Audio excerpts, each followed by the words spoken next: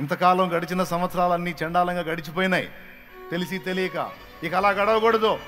ఇక నా యేసయ్య బిడ్డగా ఆయన రక్తంలో కడగబడి పరిశుద్ధపరచబడి ఒక క్రొత్త జన్మ అనుభవంలో ఒక నూతన సృష్టినై, దేవుని రాజ్య వారసునై, క్రీస్తుకు సాక్షినై నా జీవితం 10 మందికి ఆదర్శంగా, 10 జీవితాలను వెలిగించేదిగా ఉండేటట్లు నేను బ్రతకాలని నిర్ణయించుకొని ఎడదాకా వచ్చారు.